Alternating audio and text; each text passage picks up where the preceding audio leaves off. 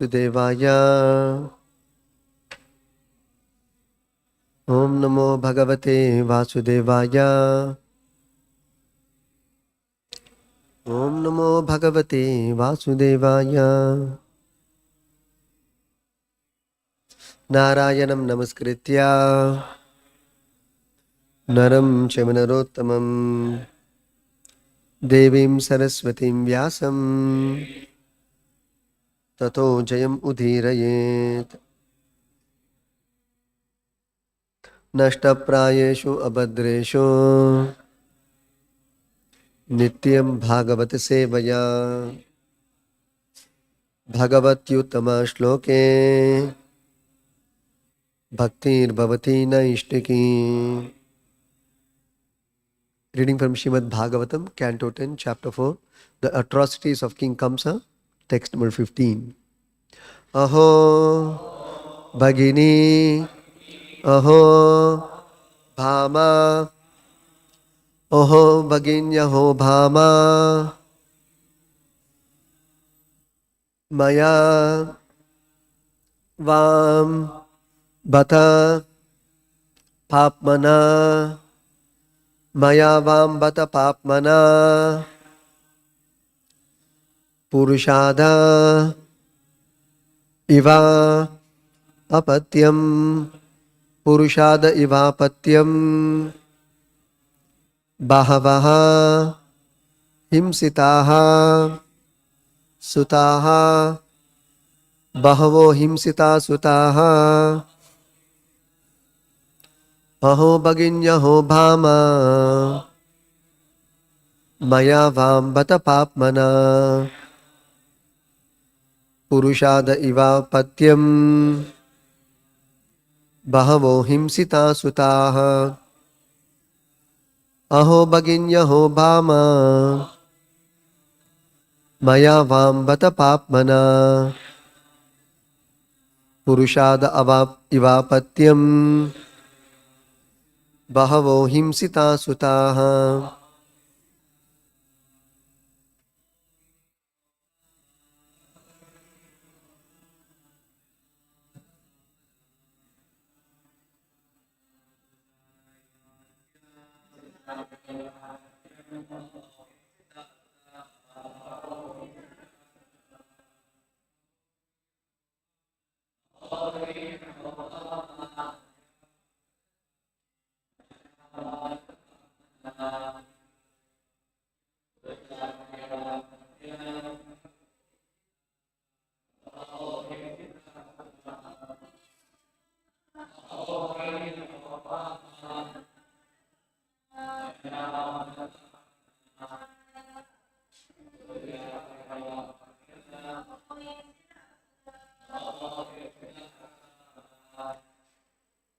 Aho, alas, Bhagini, my dear sister.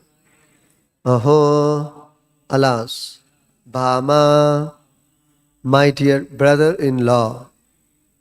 Maya, by me. Vam, of you. Bata, indeed. Papmana, because of sinful activities. Purusha adaha, a rakshasa, man-eater. Iva, like. Apatyam, child. Bahavaha, many. Himsitaha, have been killed. Sutaha, sons. Translation and purport by His Divine Grace Srila Bhai Arvind Bhakti Vedanta Swami Srila Prabhupada Ki Jai. Translation. Alas, my sister, alas, my brother-in-law, I am indeed so sinful that exactly like a man-eater, Rakshasa, who eats his own child, I have killed so many sons born of you. Can you please repeat the translation? Alas, my sister, alas, my brother-in-law, I am indeed so sinful that exactly like a man-eater, Rakshasa, who eats his own child, I have killed so many sons born of you. Purport. Rakshasas are understood to be accustomed to eating their own sons as snakes and many other animals sometimes do. At the present moment in Kali Yuga, Rakshasa fathers and mothers are killing their own children in the womb. And some are even eating the fetus with great relish. Thus, the so-called civilization is gradually advancing by producing Rakshasas. Thus ends the Bhaktivedanta purport in translation to Canto 10, Chapter 4, Text 15 of Srimad Bhagavatam. Om Ajnana Timirandasya Jnananjanashalakaya Chakshurunmilitam Yena Tasmai Shri Gurave Namaha Nama Om Vishnu Padaya Krishna Preshtaya Bhutale Srimate Bhakti Vedanta Swami Niti Namine Namaste Saraswate Deve Gauravani Pracharine Nirvishesha Shunyavadi Paschatya Deshatarine Jai Shri Krishna Chaitanya Prabhu Nityananda Shri Advaita Gadadhara Srivasadi Gaura Bhakta Vrinda Hare Krishna Krishna Krishna Hare Hare Hare Rama Rama Rama Hare Hare.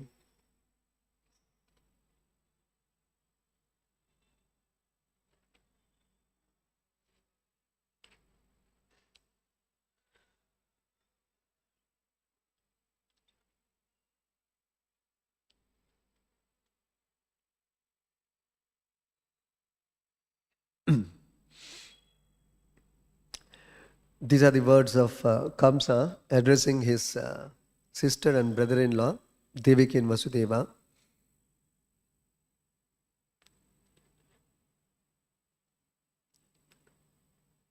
Expressing his shock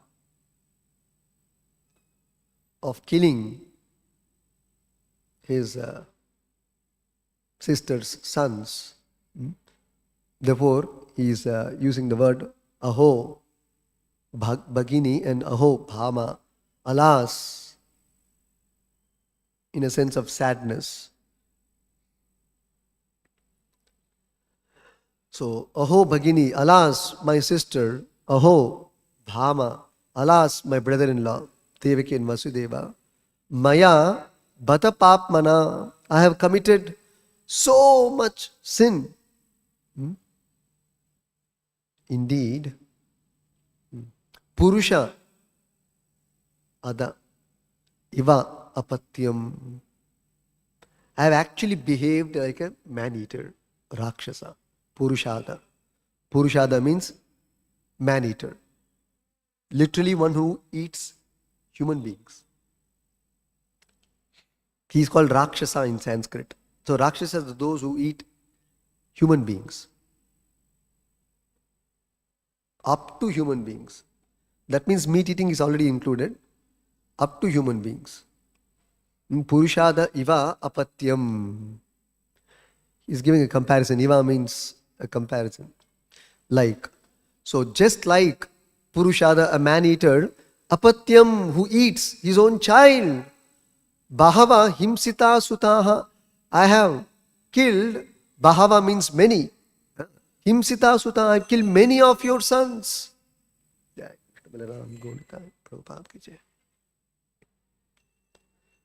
So, Bhata Papmana, how sinful I have become. He is lamenting. Anyway, demoniac persons or Rakshasas lamenting carries no value. They are all very opportunists.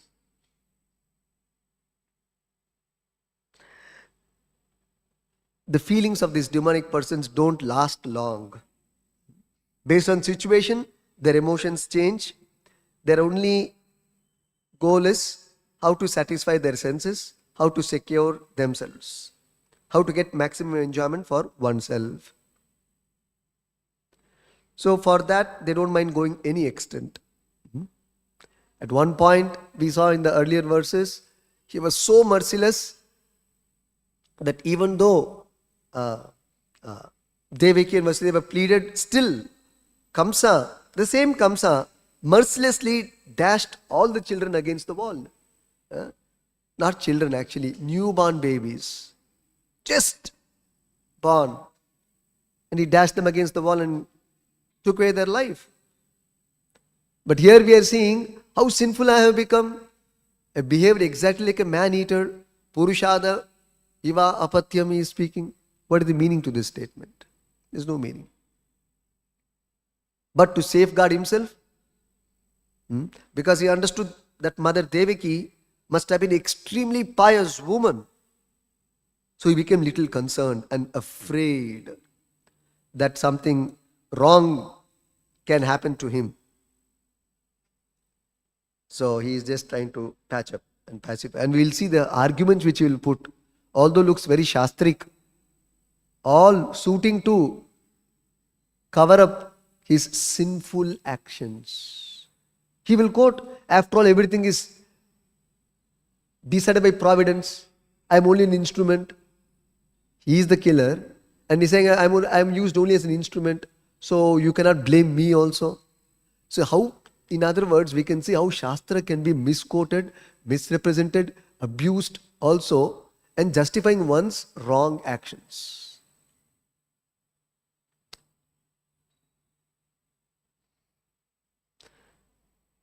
So Prabhupada explains that Rakshasas are understood to be accustomed to eating their own sons. Just like there are some species who eat their own sons, but they are lower than human beings. That is their instinct, their nature, not by free will.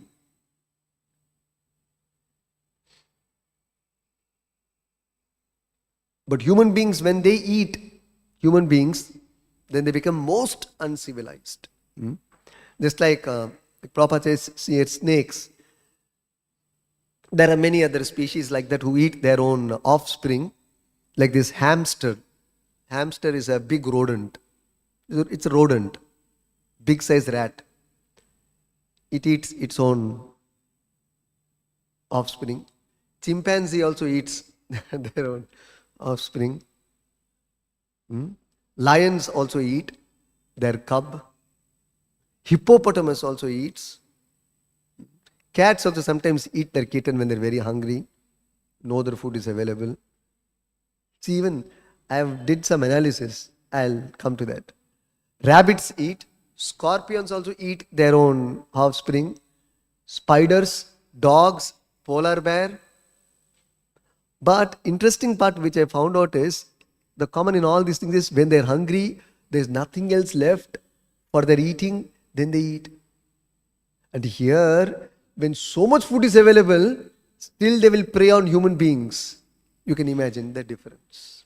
Similarly, when so much food grains are available, they prey on meat. This is uncivilized behavior. When nothing is there, you are eating meat. It's a different situation. But everything is available. Krishna has made this creation.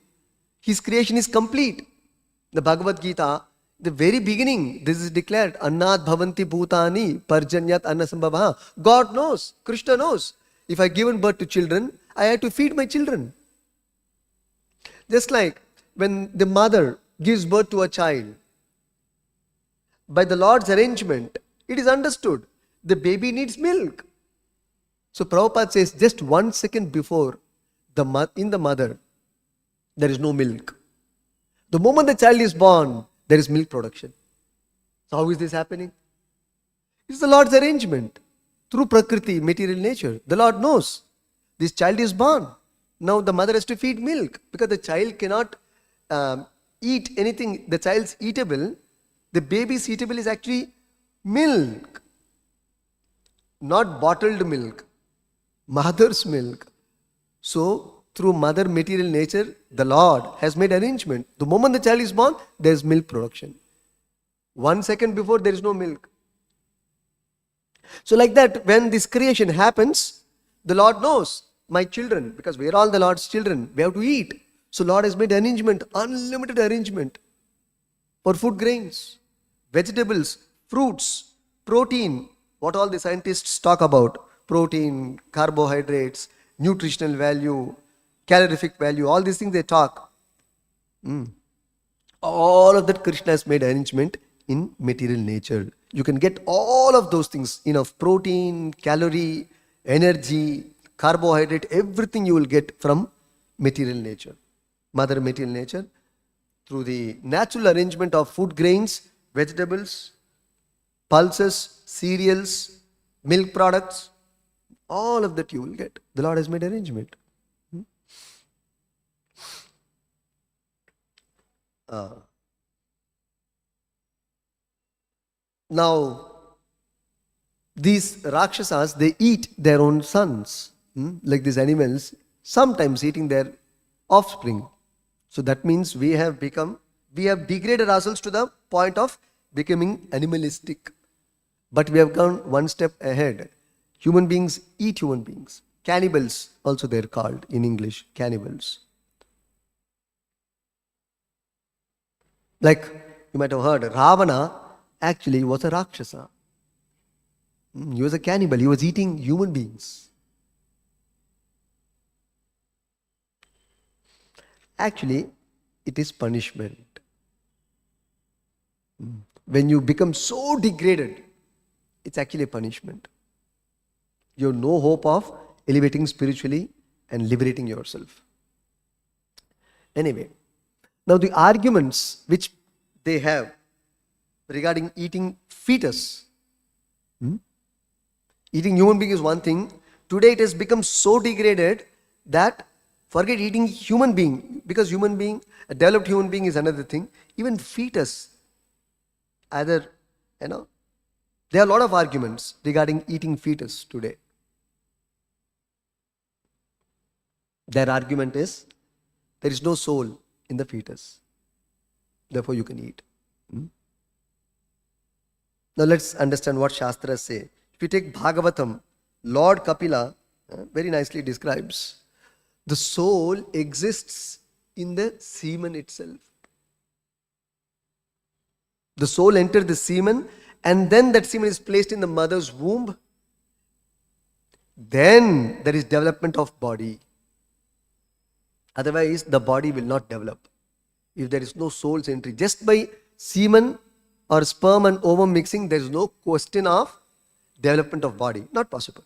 Because it is just lump of flesh, matter. That's all. Flesh in its crude form, not developed form. So the scientific understanding is, unless the soul or consciousness, life enters, there is no question of development of body. In other words, life is the cause of life.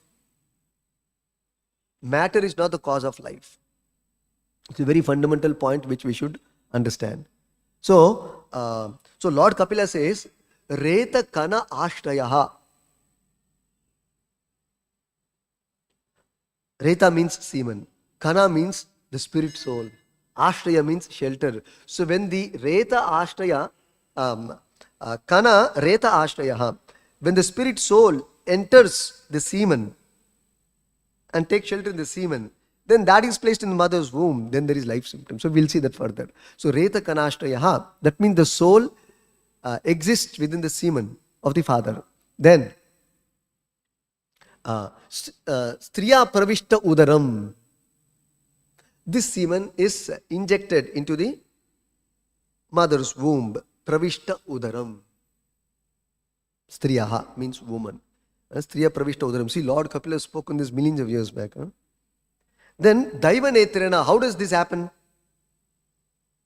The development of body, soul entering the semen, and when the semen enters the mother's womb, then there is development of body. So how this process is set in motion, how it is happening?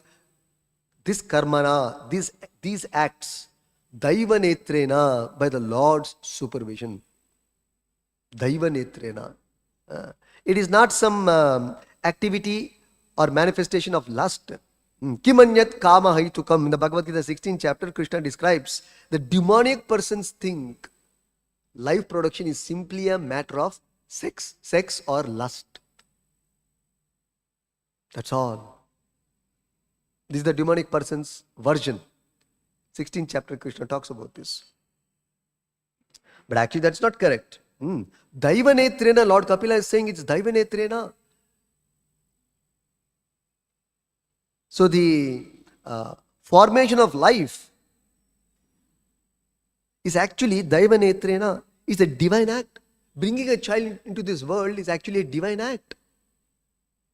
That is why we have what is called as samskara. There is a Shodasha samskara, there is also Dasha with the samskara. So one of the samskara is Pumsamana ceremony we have,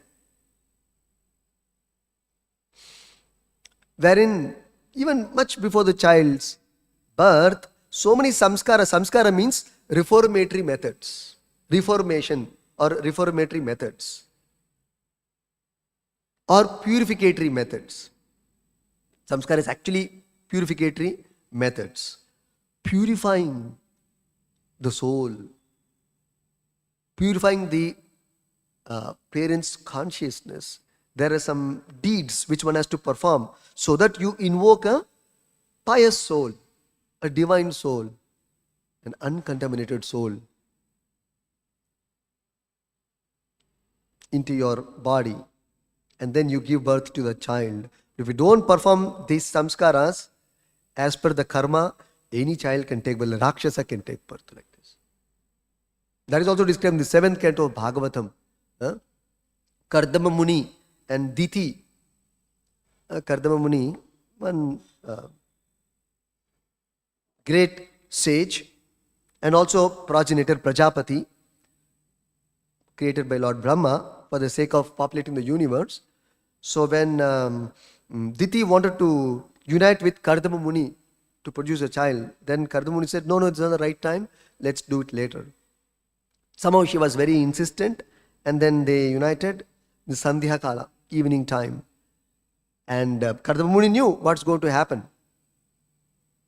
And two demonic persons took birth, Hiranyaksha and Hiranyakashipu. So you can just imagine.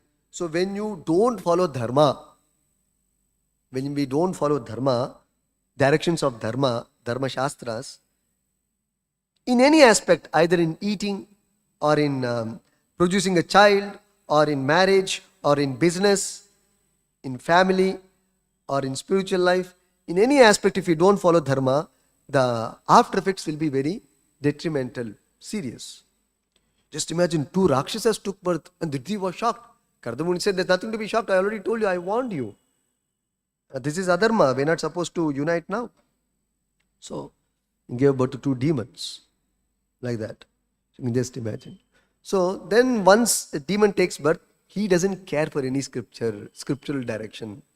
So, how do you detect a demon from a devotee? When you follow Shastra, scriptures, yes, I will follow.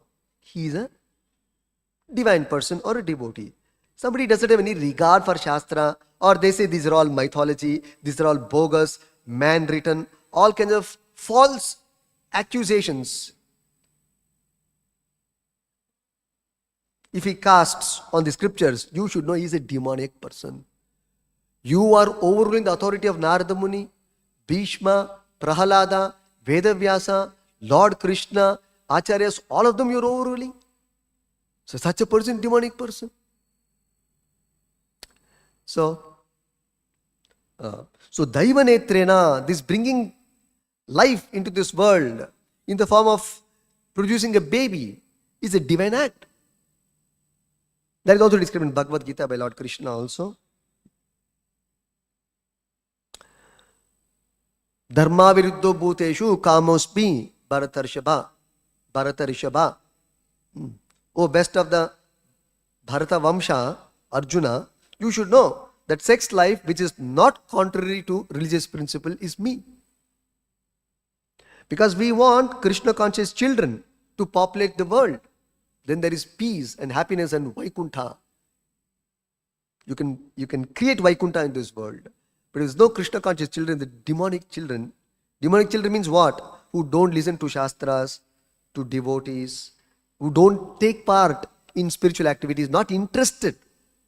Either they defy, decry, undermine, or it can also mean they're simply not interested in spiritual activities, in chanting, in Sankirtan, in visiting temple. That means it is understood that they are Actually, demonic children. That is their mindset. No, you cannot change. It's a mindset. No, all these things are happening because primarily the parents have a very serious responsibility in purifying their consciousness before even conceiving a child. And that's called that Garbhadana Samskar, which Prabhupada so many times spoke about. Garbhadana Samskara. Many other samskaras are there. Before the conception of the child, after the conception, during the conception, then before the childbirth, immediately after the childbirth, Jata Karma has to be done. Otherwise it is very bad for the child. Then after the child is born, then further so many other samskaras are there. Till death, samskara is there. From birth to death, samskara is there only for human beings, not for cats and dogs. Why? Because human life is considered very valuable, very precious, and it's a jumping platform, it's a springboard. If you want, you can jump to Vaikuntha directly. But not from being a cat or a dog, you can go to Vaikuntha. No. It's a springboard. So therefore, it is to be very carefully handled and very secured very nicely. We have to protect the human life. What do you mean by protection? Physical protection? Okay, some security guard is there. No, protection of the consciousness of the human being. How is his consciousness? Thought process. Is it purified? Is his thinking pure? Is it one of, how do you define purity in thought? If one is Krishna conscious, that is the standard of purity in thought.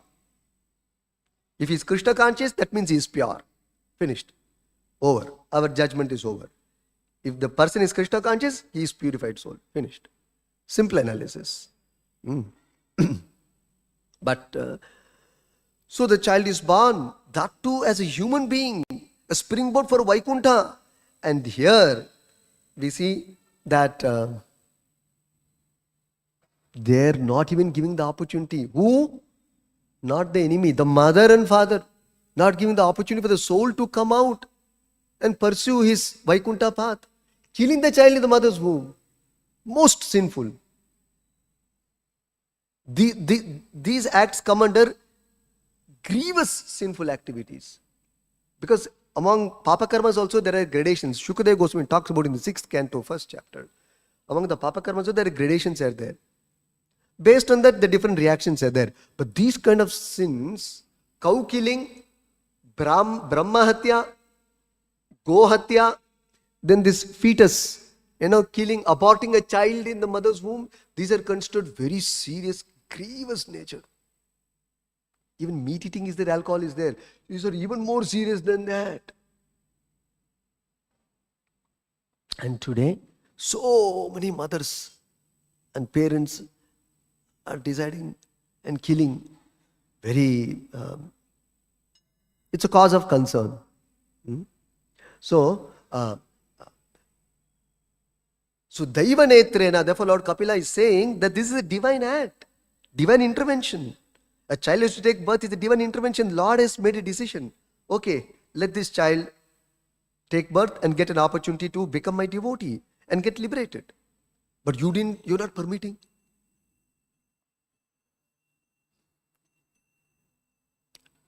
So, Reta Kanashrayaha, that the soul is in the semen and then it is entering the mother's womb. Therefore, there is a production of the body.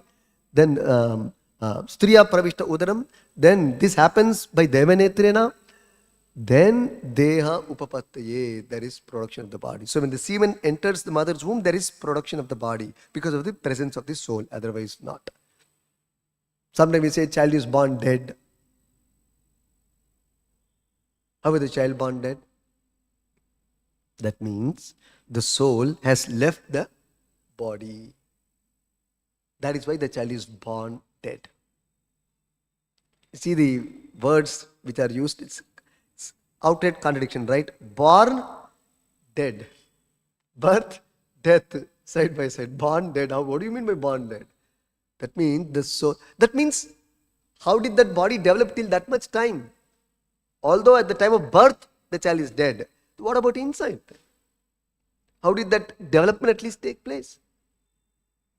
Because the soul was present, due to whatever reason, the soul left the body. Therefore, the child is born dead. There are reasons for that anyway. So, if you see this abortion rate, how it is going, even as early as 1983-84, if you take the analysis, you'll be shocked.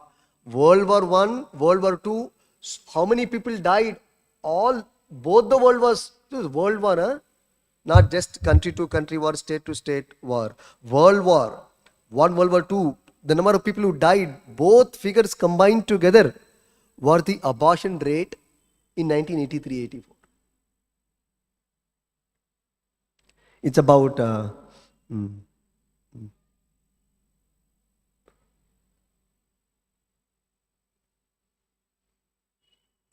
55 million abortions. In 1983, 55 million crores of abortions. It's something like, by the time I spoke this word, 200 abortions are over. World over, we are talking. Serious it is, you see. WHO, World Health Organization reports, this is the latest I'm saying, 73 million induced abortions. Actually, we cannot even discuss because this is Bhagavatam class. But people should know, 73 million induced abortions. This corresponds to 2 lakh abortions per day world over is happening as of today. Now today is 24th December.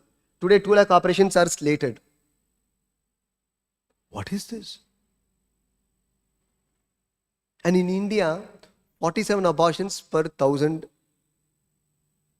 females.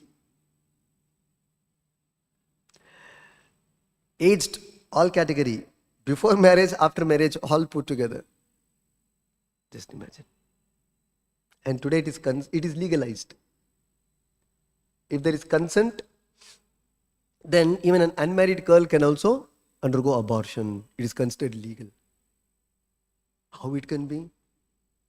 Who gave you right to take away life? How can some legal procedure decide to take away somebody's life?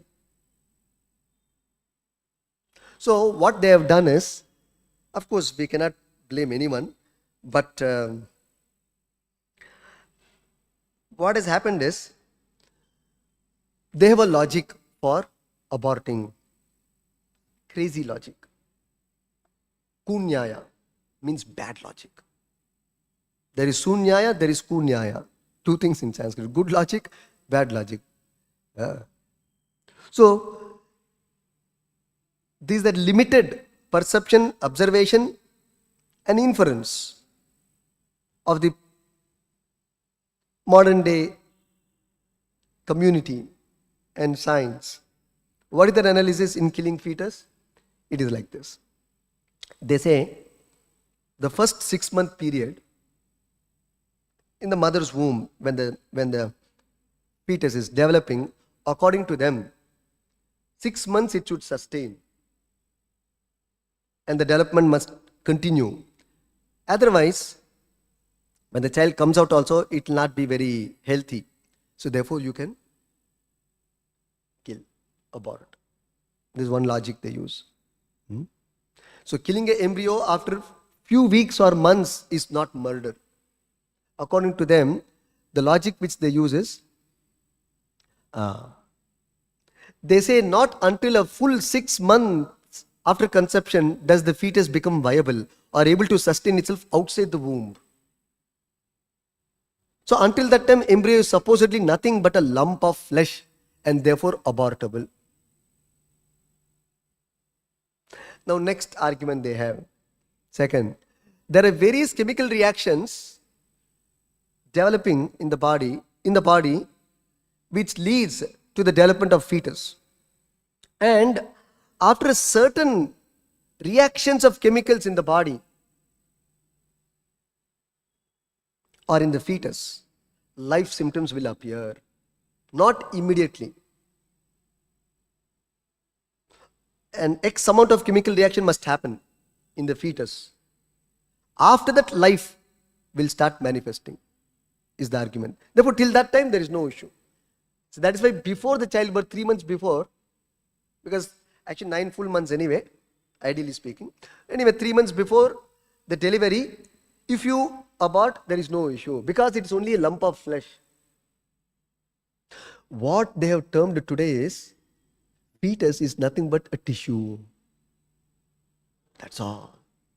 You're just cutting a tissue. The one more term they have used, it's just like a tumor. Tumor is nothing but an extra growth of skin which may not be good for the body. You can just operate it and cut it off. So, fetus, their definition is simply tissue. You're just cutting off a tissue, that's all. This is the explanation they give. Therefore, even mothers are not alarmed that I am killing a child. So, it's made very comfortable.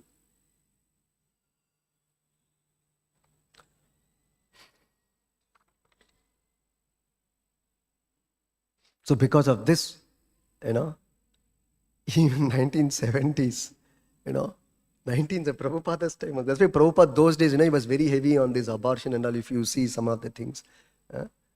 In the 1970s, it was 1 million in a year. 1 million. 1976. 1973 was some few tens of thousands, went up to 1 million in 1976. We have advanced now because many are happening now.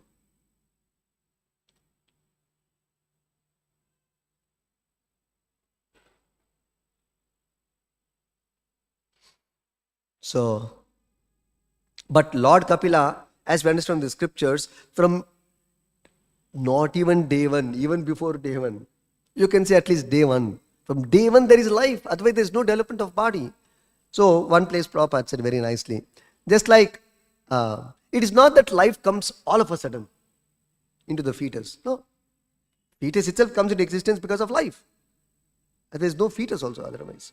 This is stable, Prabhupada says. You can keep it for thousands of years. And if you cut it, nothing is going to happen. There is no symptoms of life.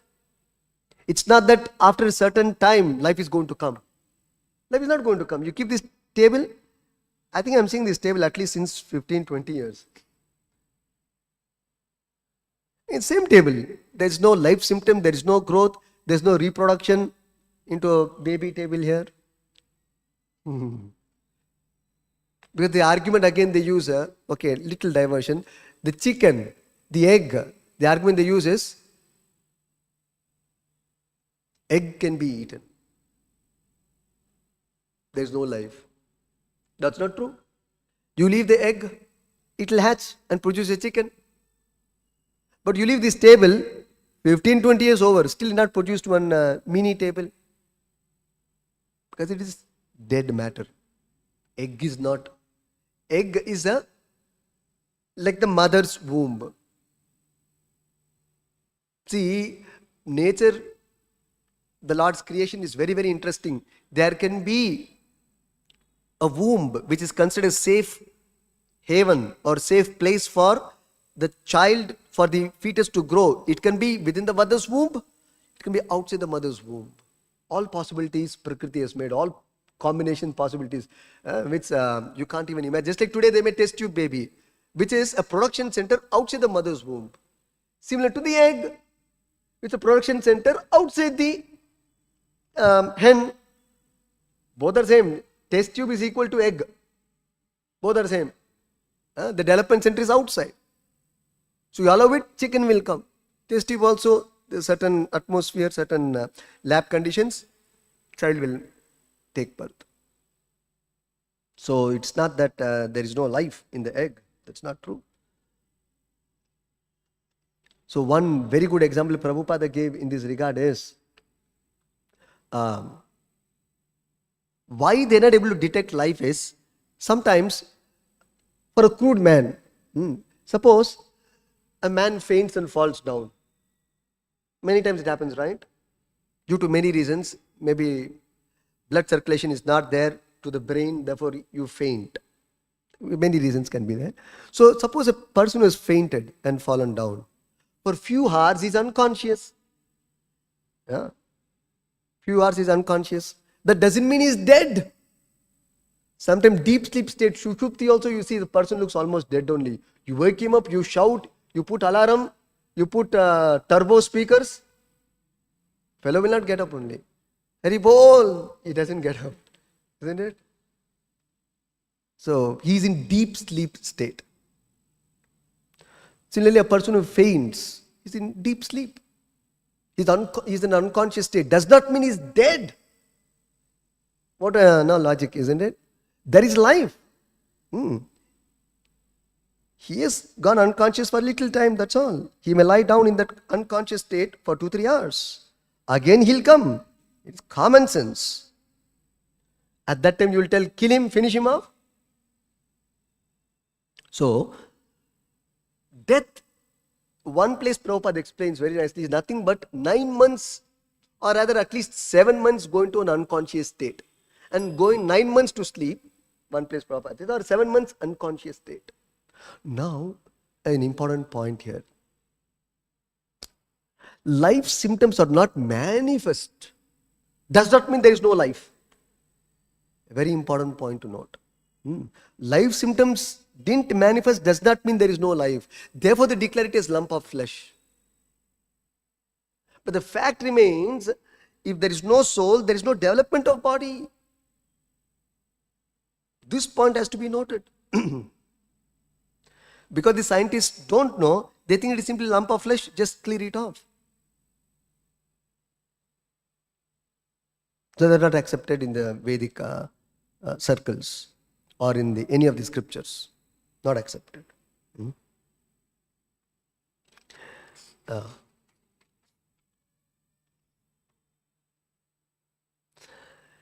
it has gone to such an extent, very sadly, that some time back in Hong Kong, they reported in Eastern Express newspaper. They reported that in China, the aborted fetus, of course nothing to do with the country, it can be anywhere also, aborted fetus is sold as a healthy food item. And the scientific explanation is, they prepared a soup from that, and it is considered very good for the kidney and skin.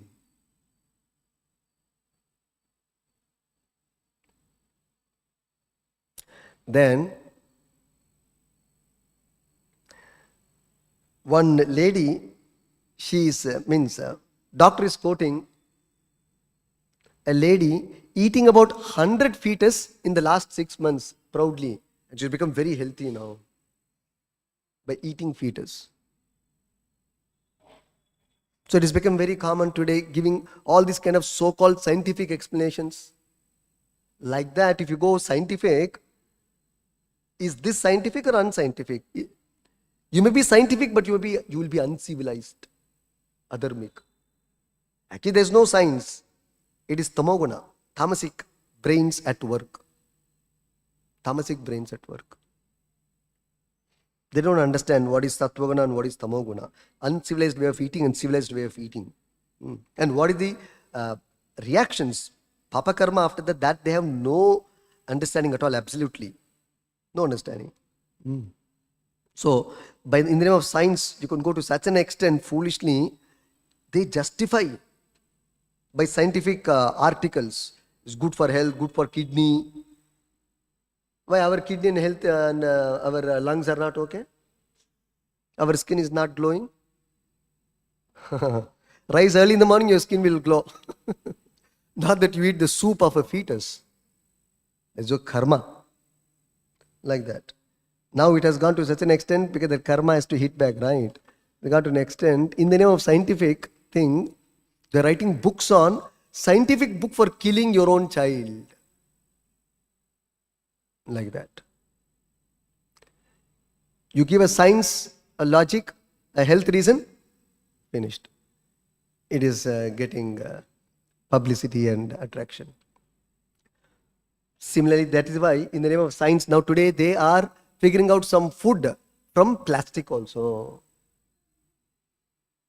Some research they have done. How plastic can become an eatable foodstuff. Then Prabhupada laughingly quoted that one country during the World War time, They extracted fat from stool, and that is used as butter. Like this, tamasic brains will work in the name of calorie, carbohydrate, protein. Even in stool also you will get some protein or some fat. Does it mean that we have to consume that? Similarly, dead body called meat. It decayed stuff. Decayed stuff, dead body. Henna. We say in Kannada. That also there are people who are eating. Saying it is very healthy and very nutritious. Yes, for those who are uncivilized, Bhojanam Tamasa Priyam. Already this is discussed millions of years back. 120 million years back it was discussed by Lord Krishna to Surya Bhagavan. Bhagavad Gita. Minimum 120 million years in this creation. Bhojanam Tamasa Priyam. So unless, in other words, based on the guna, you have a certain liking. Simply your understanding, your brain, everything is fine-tuned as per the guna which you are situated. If Sattva-guna, your thinking is different, your analysis is different, your objectivity is different, your taste is different, your logic is different. Everything is different. Your faith is different. Even Tamo-guna, this kind of faith you will have, this kind of protein you want, this kind of fat like that you want. So that's why we have to come to Krishna consciousness. That's the only saving grace. So Prabhupada says, therefore we have come to save the human society. So people should take this seriously, this Krishna consciousness movement. It's a very dangerous condition. So Kamsa being a demon, even he got alarmed. Oh, I was a Rakshasa.